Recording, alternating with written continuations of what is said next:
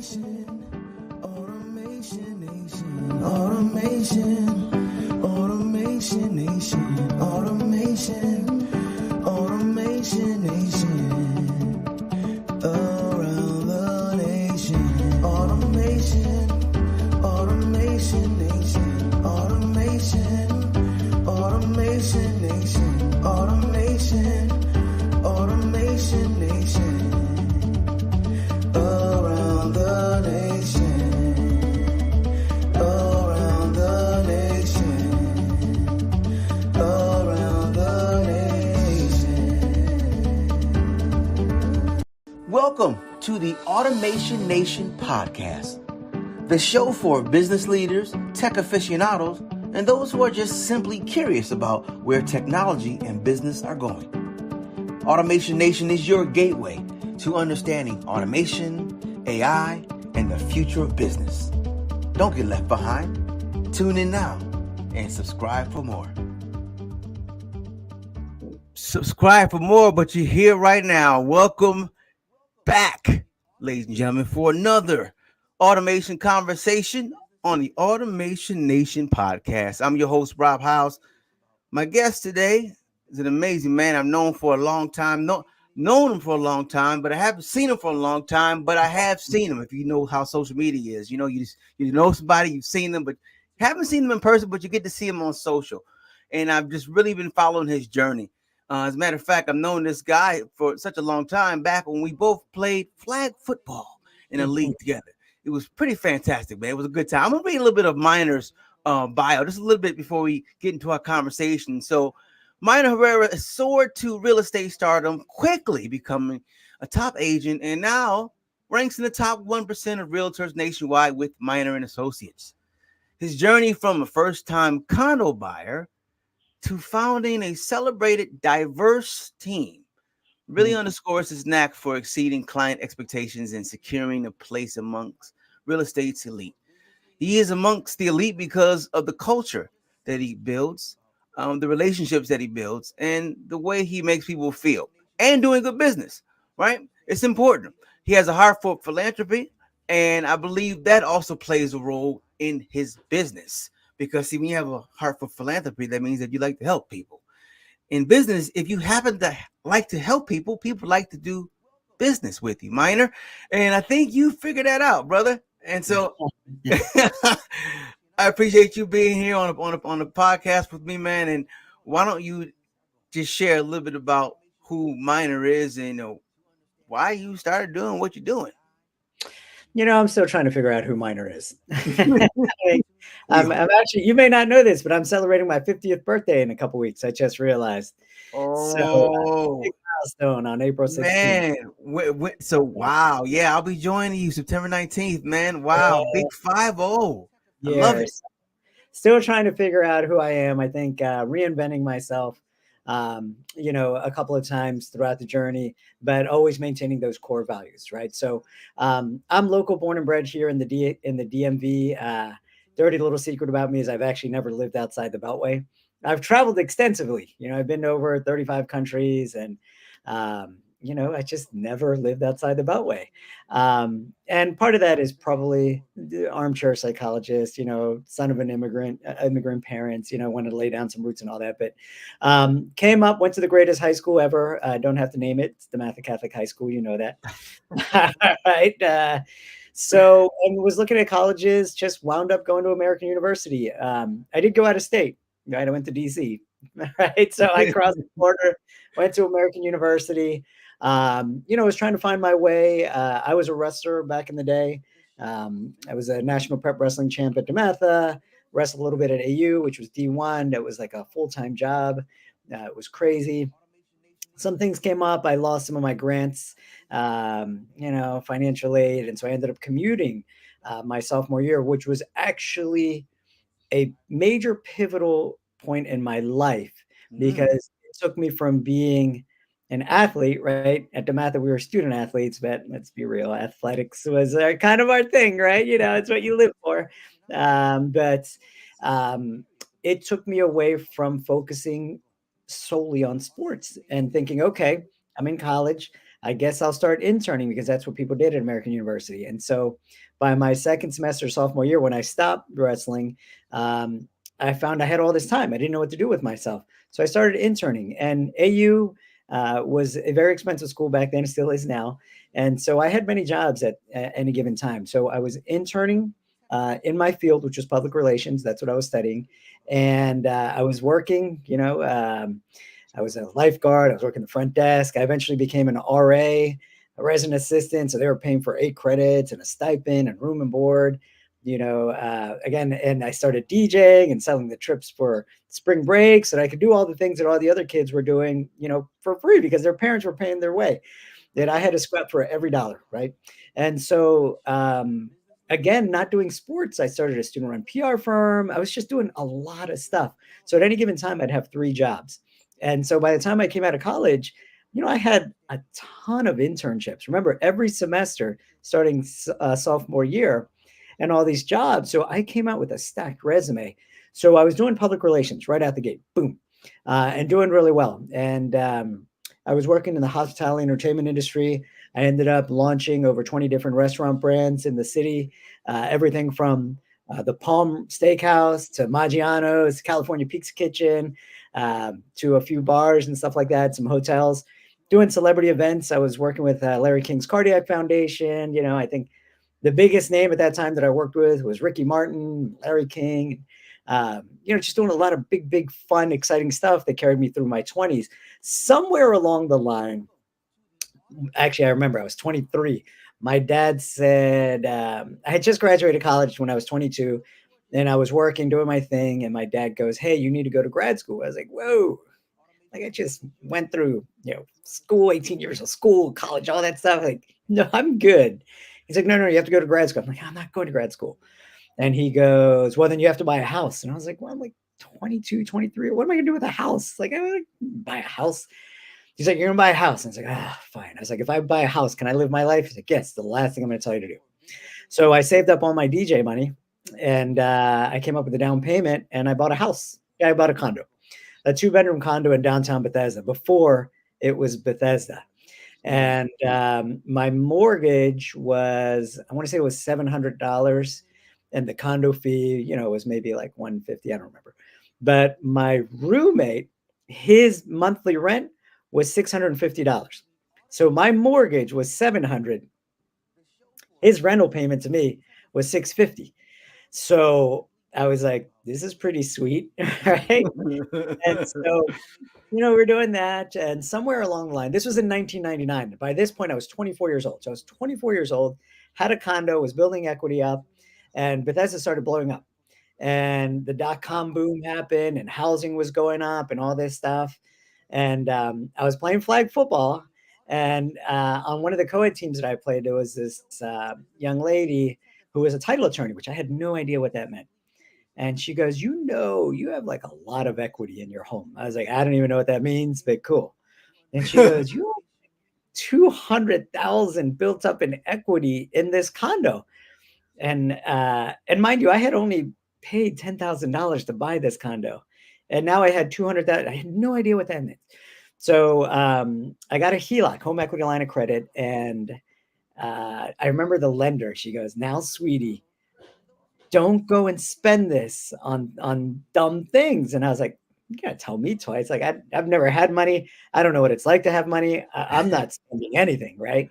Because at that time, people were writing checks on their home equity line of credit and going on vacation. What that meant is they were basically financing their vacations for 30 years, right? Over the course of a 30-year mortgage, or buying a new car and financing it as part of they were using their house as their credit card.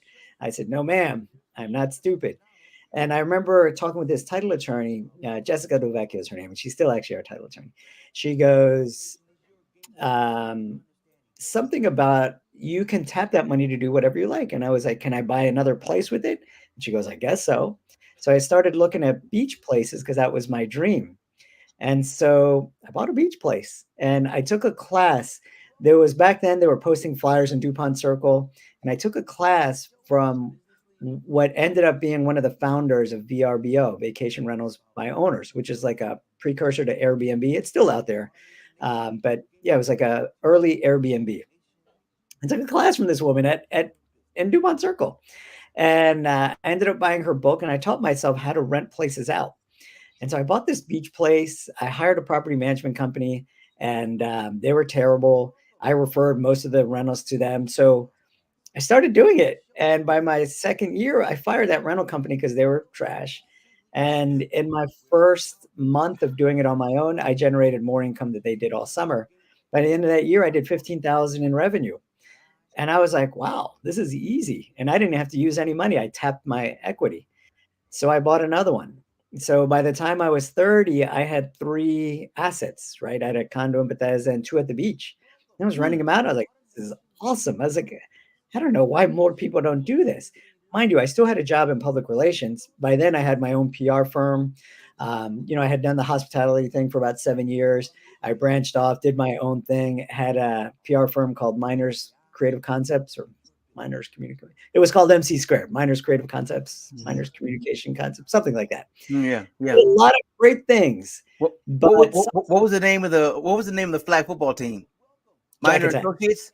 No, no, that was Jack Attack. Jack Attack. Okay, okay. Jack Attack. Now, the funny thing about that is it was called Jack Attack because during my public relations days, here's a little seedy part of what I did when I was young. I used to host the Hawaiian Tropic bikini pageants as part of my job. Jack Daniels and Rolling Rock Beer paid me to produce the Hawaiian Tropic bikini pageants at Lulu's nightclub. Now, you have to understand, this is the 90s, right? I was in my 20s, I was single.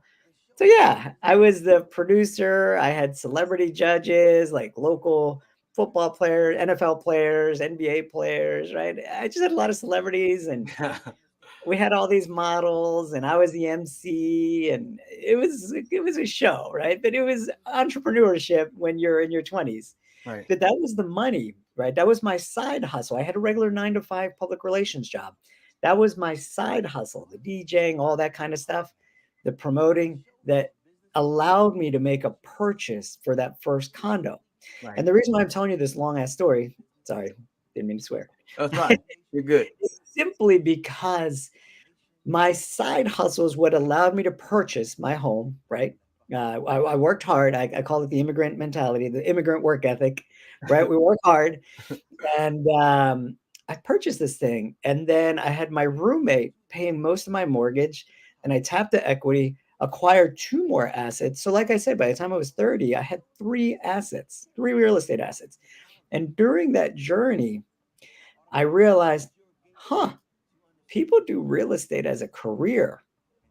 So I got my real estate license, and by then this was 2005, right? So the tech bubble had already burst.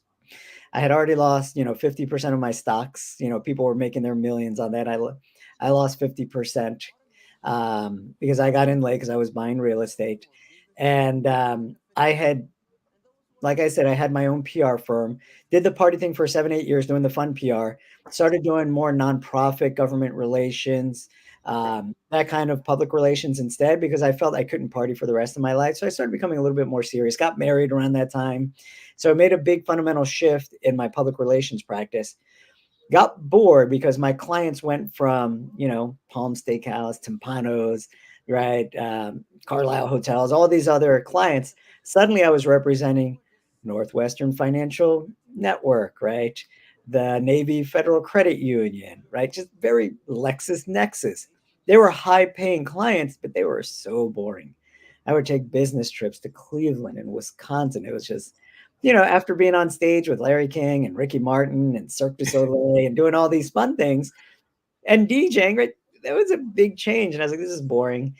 So in 2005, by then I was married. We were pregnant, and I decided to go into real estate. And if you remember, in 2006, when the market tanked, I mean, it really tanked. Short sales, foreclosures. That was the year I got in. And I gave up my public relations career that I had worked so hard for and become very good at because I got bored with it. And my dad lost his mess, right? You're leaving a 6 figure career to go into a 100% commission based career that you have zero experience in. You have 3 mortgages. a baby and a stay-at-home wife because my wife wanted to stay at home with the baby, her choice, not mine. And I was like, yeah, you know, Sounds like Jeff Bezos' story. I was 32 years Like old. you bet everything on what you're believing, and your belief is the fire is so hot, that is a desire is so hot, and your mind is so set. Failure is not an option. Progress only is. The funny thing is, I didn't know it was a gamble, right? Mm, I didn't really I've had so much success in my life in many different arenas, right? From sports, going into Matha, we just won championships and literally everything, right? I just success was something that was ingrained in me. I didn't think about it. It was just something that I knew. I knew things would always work out for us, right? And I wasn't scared of being poor. I grew up poor. I didn't grow up with anything, right? We didn't go out to eat. We went to a restaurant twice a year, and it was only to celebrate one of my grandparents' birthday, right? We didn't take fancy vacations, we didn't travel, we didn't have stuff, but we had family, right? So for me, yeah, I had all this stuff, but what was most important was my family. And it was naivety. I just didn't think that you could fail. I just never even thought about failure. It never yeah, entered my mind. that often serves as the greatest ignorance ever to humanity. That's the greatest ignorance you can have, is the unknowing the failure possibility, because you don't have the apprehension that slows you down. You don't do as much second guessing. It's more an intuitive type of movement. But yeah, continue, man. Literally, it was all gut instinct. I just said, "Yeah, I'm gonna do this," and I assume I'm gonna do well at it, because that was the mentality that I had about everything. When I was a kid, my dad told me, he's like, "Hey, you're Latino. You're gonna have to be better than everybody else just to be considered equal." So that was always the mindset that I had. I had to be better than everybody else just to be equal. So I worked my butt off all the time, and I just knew. I remember my older cousin. He's 5 years older than me. Grew up in Philly. We saw him all the time. He's like a brother to me, and he goes, "Yeah, I'm smart. Yeah, I'm athletic and all that." And he had this attitude, right? This chip on his shoulder, like, I'm the man. And so he was like a big brother. So I was like, yeah, I'm the man. I'd walk around with this chip on my shoulder. And I freaking ended up playing football, right, at DeMatha. Not all the way through, because everyone grew up and I did not grow. You can't tell because we're online, but I'm short. But I played basketball, right? I was 5 feet tall and I could touch the rim, right? I Yeah, ran bounce, track, I man. played baseball, right? Like I did a lot of stuff, not knowing that I wasn't supposed to. No one told me, you're too short, you're too Latino, you're too whatever, right? Like I was just like, this is what they're doing. That's what I'm gonna do, right? And I Hmm. want to be good. And I took my cousin's attitude, like, yeah, I got this.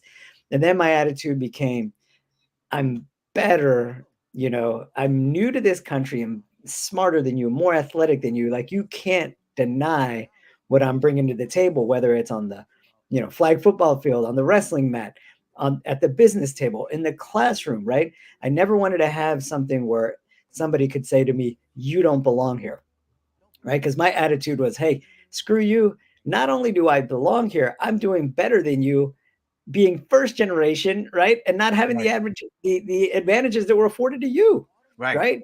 I'm Yeah. succeeding on the level that you can only dream of, and I had zero help. So no, step out of my way, please, right? So Yeah, yeah. never thought about failure. I was just like, all right, who's the big boy in the room? Let me go take on him, right? That was my Hmm. That's big, man. That's big. It's so interesting too. Oh, speaking of Dematha, do you one of my mentees, man, that I had since he was 6, Jameer Young. Do you know that name?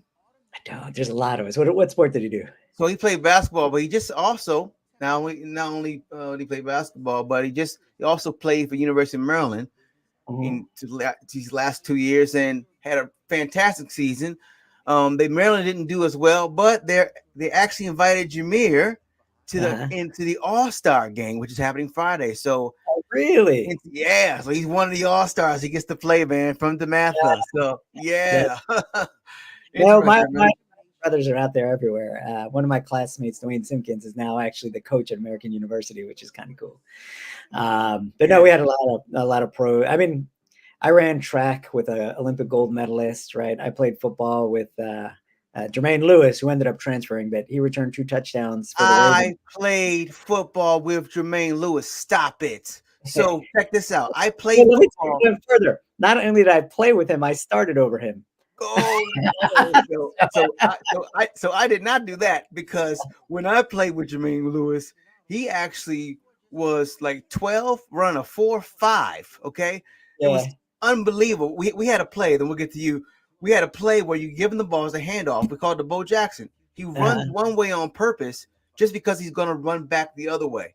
That's Mm, the play, and that's it great. worked. It's crazy. So Yeah, fast.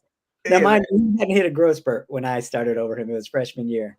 But, going back to the original point was that when I started, realtors were getting out of the business, right? Mhm. Because foreclosures were happening and all that stuff. And I was just like, well, that has nothing to do with me, right? Mm, That's their business. What happened was I showed up to work as a realtor every day as if it were a real business, right? mm. Even though I had no boss or anything like that, I still showed up every day from 9 to 6. I was in there grinding away, doing my thing. And what I had discovered was that, man, just showing up makes you stand out from everybody else, right? So I realized quickly showing up is half the battle. And then I realized, having confidence is another big portion of success, right? So Uh, showing up and having confidence. So mhm, coming to the party and then coming to the party believing in yourself. Right. yes, fake it till you make it if you have to, right? It's a Mm-hmm. tired expression, but it's true. Mm-hmm. And so having this confidence, the ability to communicate in a very basic level and easy to understand, digestible way was huge. And because I had done 7, 8 years of public relations, I was used to pitching, news stories in a heartbeat. So it quickly developed into a sales skill. How can I pitch myself quickly, right? And so add some confidence, add some, grit. And that was really the key to my success because I didn't really know real estate. I mean, I had some personal successes, but I knew people. I knew how to relate to people. I knew how to be affable, right? I knew how to gain trust. And what I realized is most of business is relationships, right? Building relationships, Relation. cultivating relationships. Absolutely. And particularly where you're interfacing with the public, right? People didn't care what I knew until they knew that I cared. That sounds like the Maya Angelou. Right? Yeah, Yeah. people don't care. People know. Oh no, that's a different one. Maya Angelou is people may not remember what you do, but they'll always remember how you make them feel. Yes, Right. exactly, That exactly. one. That one. And, so I started putting in the time and I was picking up clients and I didn't know how or what I was doing. It just happened. And by my second year, I was the number one realtor in my Bethesda office. And people were asking me what I was doing. I was like, I don't know. I have no idea. I know that I'm here every day and I know that you're not. So maybe that has something to do with it. Then I started, figuring things out a little bit more and I started building a team. And then I was recruited to start a franchise, Keller Williams Capital Properties. We started in Bethesda. I was a founding partner. And I started learning more about the art of business and people and so forth. And I realized that I would start a team. If I could help people achieve their dreams, then I would achieve my dream. If I can find enough people and help them achieve their dreams, they in turn would help me achieve mine. Right. And so I quickly realized team together, everyone achieves more. Right. Yes, I would get a smaller piece of the pie, but there would be more pies if I had leverage, right? And so I realized that if I could leverage some portions of my business out, I could focus on what I do best, and that's with people, right? Mm. And so Mm. all of these things came together because I had a strong foundation, right? That chip on my shoulder that said, I'm going to outwork everybody. The desire to fit in as an immigrant, right, into this country back at a time when there weren't a lot of Latinos, right? There were no Latinos in Prince George's County when I was coming up. Now we're everywhere, but it was the desire to get along to go along, so to speak, Yeah. right? Being different. How was I going to fit in? And then I left Prince George's County, went to American University, which was a complete 180, right? It was a complete 180. Prince George's, when we were growing up, became the first county in the country where the minorities were the majority, right? So I was surrounded by minorities growing up. Then I went to American University, and I was the only minority at any given party, right? And then suddenly I had to shift again. I was around people with money. I had never known people with money, and people of different cultures, right? Different religions, different parts of the country, and so the grit that I learned growing up in Prince George's County, coupled with the relationships that I was able to get with, let's say, a higher socioeconomic class, those two skills became critical as I moved forward in business. And so Mm. I think that Yeah. Yeah. probably answers your opening question that you asked me 20 minutes ago. Yeah, that's good. No, that's good, man, because that's good because now we want to talk about. So you obviously have found a way to sell some homes pretty quickly. Mhm. What is that? What are some strategies you found? Because you're being successful. So what I've heard so far is obviously relationships. Mhm. It's a big component. So how you're building that, showing up. Yep. Show it's like GI Joe. Knowing's half the battle. Like that's like Yeah. showing up. The other Mhm. half of the battle is doing it, right? Following Mhm. through. But you also said confidence and belief in yourself. But what else, man? What else would you be able to share some strategies on effective, quick So there's a close? lot, right? And I'll try to think about ways to make it universal for all strategies, for all businesses. I'm sorry. What I have found is that if you're going to do something more than twice, then you need to set up a system, right? A template, a model, right? If you're going to do something over and over and over again, why not make sure it's systemized, right? And then once it's systemized, you can hand that task off in all likelihood to somebody else, right? Will anybody ever do it as well as you can? Probably not. But they certainly won't if you never give them the chance. Now, over time, they could develop the skills so that they become better at that particular tactic than you ever were, right? And you can focus on what's most important. Now, Pareto's principle, the 80-20 rule, right? 20% of your activities generate 80% of your results. I try to focus on my 20%, which means that I have to leverage off my 80%. And sometimes it's the fun stuff that I like to do, but I know there's a lot more people that can do it, and I bet there's less people that can do what I do best, right? Which is find the business or sell the homes or what have you. So I have found that leveraging is a big thing, right? You know, Leveraging Pareto's law to be particular. That's interesting. Yeah, yep. I'm, Mhm. I'm glad you went to that, and that's something for folks to note. And that Yep. Pareto's law thing works across all borders. I mean, it works in Yep. church, and 80% of the congregation, 20% of the congregations is taking care of the church. Hmm. 20%. It's always at 20%. So what you're saying is that 20%, you're putting your focus on that because that's the important, and the other percentage you leverage out by delegation. Correct. And by being an entrepreneur, you're constantly focused on the money generating activities because that's what pays the bill. So if you were to look at me when I was in corporate America, I had a neat desk. Emails were always, responded to. Voicemails were always empty, right? I always cleared everything out. I took the time to do that. You look at my desk now, it's just piles of paper everywhere, right? I have tons of emails that I haven't responded to because they don't relate to what I'm focusing on, right? And so, if it has to do with real estate, I also run a wrestling team and a pickleball team. If it has to do with any of those three things, then yeah, I'm going to respond to it. But I have priorities and I respond accordingly. And so what happens is that I really am religious about focusing on that 80% to ensure that everything else gets taken care of, right? There are important things that I need to do in that 80%, like reading my mails or paying my bills, but I automate all of that stuff, right? People ask me, how much is your mortgage? I was like, I don't really know. Like it just comes out of my bank account every month, like magic, right? And it's gone. Um, there are things that I just don't know because it's automated. So systemize as much as you can, right? Leverage as much as you can. And Mhm. those are two big things. Yeah. And, I would also say finding better models and systems are critical, right? And you touched Mm. on a little bit with AI, but we have a strong R&D department in our company. We call it rip off and duplicate, Mm. right? We don't need to reinvent the wheel. There are much smarter people out there doing that, right? I just need to see what system is working best and see if I can replicate that. right? Mm-hmm. I don't need to reinvent that wheel. I don't need to be, the most creative realtor. I just need to be the most effective realtor, right? Yeah. Right. So are there smarter people than me? Yes, but the difference is that I implement at a very high level, and at a very consistent level, right? Um, Mm. Succeeding in business is not difficult, right? It just requires a certain level of grit and consistency, right? We all know how to lose weight, right? Everyone here in this country will say, New Year's resolution, I want to lose weight. We all know how to lose weight, Rob. You eat right and you exercise. That's it. Mhm. It's just two things. Yet we can't even do that, Yeah. right?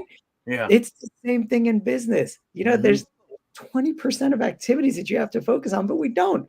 We would rather, go screw around on Instagram or, watch Suits on Netflix or like whatever, right? Yeah. Those aren't advancing your things. Are they fun to do? Sure. Yeah. Yeah. I mean, yeah, I like to screw around too. Yeah. However, I'm allowed to screw around because I know I'm taking care of my 20%. Right. Right. Big. Big. Mhm. You were talking about technology and the advancements of it. That's where do you see? So obviously you're using it now. You're currently using it to some extent. But what do you see as some of the advancements happening right now in the industry? Well, I mean, the buzzword is AI, right? The question is, how is it really going to be utilized in any given industry? I don't know how it's going to be utilized in our industry yet. Um, there are some very high level things that can be done that are beyond the grasp of me at this point. Right now, yeah, can it help you flower up your language when you're putting together marketing materials? Sure. I think it kind of takes the soul out of it a little bit. I think particularly with real estate, it's very local, right? What's going on in Bethesda is not the same thing that's going on U Street. It's not the same thing that's going on in Upper Marlboro, right? So I think AI takes a little bit of the soul out. So I think it can help you with some of that language. I think it can probably help you identify key key shifts in a marketplace, shifting demographics and how they might impact you. So, for instance, I can say something to the effect, "Hey, AI, robot or Chat GPT or whatever, can you help me identify zip codes that have homeowners who have lived in their homes 7 to 10 years, that are ages, 50 to 60. Because then I can say, you know what, those are probably the people who have high school seniors or college seniors and are soon to become, if not already, empty nesters, right? Because we know that on average, it used to be people would move every 7 years. Now it's closer to every 10 years. We can say, identify those areas where there's a high congregation of what would amount to be likely sellers that I can target, to sell more homes to. I haven't gotten to that level of execution with AI yet. I can see how it goes that way. Now, what's interesting about that is that it makes us all better economists, which is what people want when selecting realtors in particular. Mm. Mhm. It's a little Yeah. wonky. It's a little That's good. wonky. But no, I mean, I'm sure there's going to be more creative ways to do it. I know a lot of people use it for social media content. Yeah. Create me a video about this house in this neighborhood, adopt the language that you see from my blogs or my website, drop the phrases and buzzwords, and it can create the videos and all that kind of stuff. The thing with social media is it helps get you out there, but you have to have substance behind it, right? I will tell you right now, I know people, realtors, who have 25,000, 50,000 Instagram, TikTok followers. They're selling 3 houses a year, right? And I constantly want to say, there's those of us who talk about real estate and those of us who actually sell real estate. Right? Hmm. There's just talk Hmm. about it and actually sell. And they're so concerned with getting these pretty, videos up and all that stuff. And hey man, kudos to them. They're reaching Yeah. a much wider audience than I am. Yet my audience is actually buying and selling. So if Right. you ever see my content, it's pretty raw, gritty. I do it in like one or two takes. It's bad camera angles. Maybe I shave, maybe I'm wearing a hat, maybe I'm looking bummy, right? But I'm getting out there and I would Yeah. rather have something that's imperfect that's out there than Yeah. nothing at all. And that is just part of an overall campaign that I'm doing to Mm-hmm. ensure that people are out there, because I understand that people need to see me constant, right? We're being bombarded for attention dollars, all around Yeah. us. We're getting text messages, DMs, snaps, right? We're getting all this stuff. I'm not getting snaps, but maybe you guys are out there. You're getting emails, right? You're getting voicemails. You're getting pinged from all these different angles constantly. And so we have to make sure that we're staying front and present, because there is a gap between our clients using us again, right? And it's usually 7 to 10 years. So I need to stay in touch with my past clients so that when it's time for them to buy and sell again, they use me and they need to remember me. And that's why social media can be effective and AI Mm. effective that way. That Yep. nothing will take place of the face to face. You and I having, belly to belly, maybe virtually in this case, right? Mm-hmm. The phone, texting to a lesser extent. But we need to stay out there. And yes, technology like AI, like social media, can ensure that we're reaching much more people more consistently. But let's Mm. not go down that rabbit hole of going, hey, let me have the perfect video that goes viral, Right. instead of going, hey, what is it that my people need to hear to put them in the best position to succeed if they're going That's to it. do real estate thing? Yeah. That's it.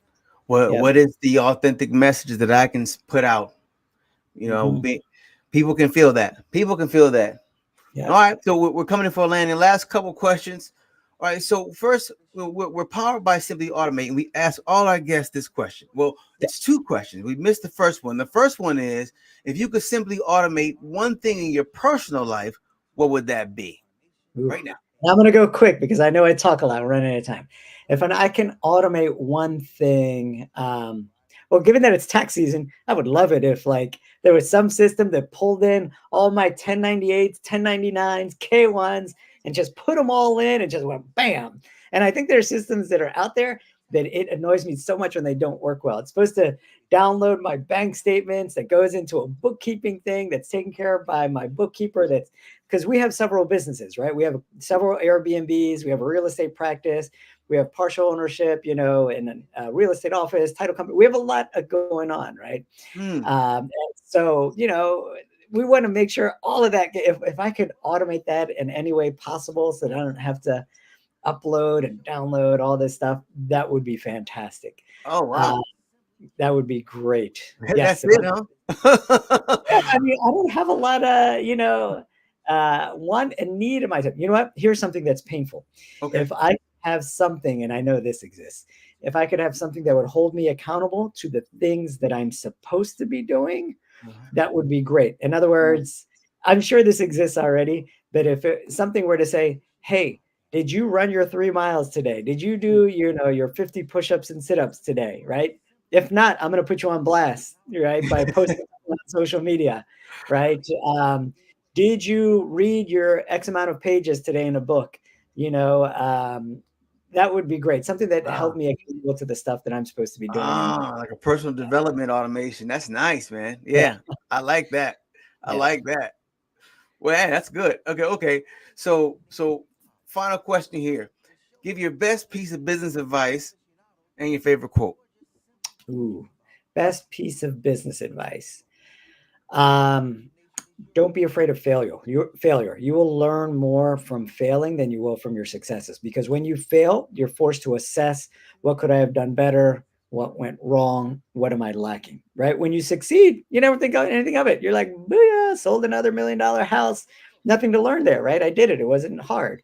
So you're not adapting, you're not being creative. So make sure, don't be scared to fail, right? I had a mentor tell me on early on, right? He said, even if you fall flat on your face, at least you're making forward progress, right? Maybe that could be my quote too. I like So that. I failing like that. forward is important. I tell my kids that, my wrestlers, I'm like, look, when you lose, that's when you learn, right? You don't really lose, you learn. I tell them you win or you learn, right? So Mandela. that's yes, yes. That's what you have. That's good, man. Man, Yeah. you do a lot, man. You do a lot. You got a lot of stuff going on. A lot of good Yeah, energy too. No, I mean, you're right. We do a lot. A lot of people, maybe they know it. So I run a wrestling team called the Bethesda Chevy Chase Youth Wrestling Club. We have 3 teams, 2 rec teams, a travel team. We have 21 coaches, 100 and some odd kids, right? And that's like a volunteer thing. Like it's like a part-time job, right? We have our Yeah. real estate business, right? That is definitely more than a full-time job. We have several Airbnbs. We have one on Eastern Shore. We have a couple at the beach. We have rentals. Like I said, we own part of businesses here and there. So it's a lot. It's a lot of chaos. My life is chaos. Wow, man. Control. I'm impressed. I'm inspired, and I'm sure people who are listening are as well. And for folks who are listening, what's the best way for them to find out what you're doing, connect with you? Yeah, just find me online. I'm pretty easy to find. Just Google Mynor Herrera, Mynor. Last name is Herrera, Herrera. You can find me on Instagram, on Facebook, on TikTok. Like, share, and follow. And yeah, you can find my wrestling website, my real estate website, whatever you need. We're here to help in any capacity. For my minority business owners out there, I really want to make sure that we help empower them, especially as DEI is becoming, is it DEI? DEI, yes, diversity and equity and inclusion, right? Hmm. Hmm. We're starting to find that's becoming politicized, right? When it's really about empowerment and making sure we're leveling the playing field. Right. Let's make sure that we're supporting each other, right? Little FUBU action type thing, right? For Black and Hmm. brown people. It doesn't Hmm. mean that, white people are the enemy or anything like that. No, I don't mean anything by that. It's not an us against them, right? It's just that sometimes the focus needs to be on us because the focus has been on them for the last couple hundred years, right? Hmm. Hmm. So, as we're seeing politicians wipe out these types of programs across the country, I think it's important to support, minority-owned businesses. And minority can be anything, whether it's female, whether it's Black and brown people, whatever the case might be. Yep. Small businesses in general. I'm a big Yep. proponent of. Again, it's not an us against them. It's just a hey, let's support us, right? Mm. Yeah. So yeah, let's be aware of that sort of initiative that's going out there, and not be afraid of it, right? Support Yep. it, right? Support it. Like, Yep. get us all on the playing field, and then let the capitalism play out and see, who the strong are. You're right. If we're all afforded the same opportunities, let's see what happens then. Oh man, I love it. Mhm. I love it, Yeah. man. I love Yep. it. Listen, together we are better. I tell you Yep. that. You Yep. know, and it is about supporting each other, and it is about this. And I love the way you're spreading the message. It's Yeah. about inclusion, and honestly, the more we begin to adopt and adapt that type of mindset, the better off we will be as a society, as a species, ladies and gentlemen. Minor, this was a breath of fresh air, man. I tell you, you know, you don't look like you aged that much since we played 20 something years ago. I tell you, I'm Filters. speaking. The filter. Don't make me turn around and show you my bald spot. Hey, well, I So, appreciate you, man. And remember, everybody, you know, you don't know what you don't know. You can only find out by hanging around people who know more than you know. yep. You don't know what your limits are until you go out there and push them, right? So keep pushing. Yep. Keep pushing. Until next time. Thanks for having me.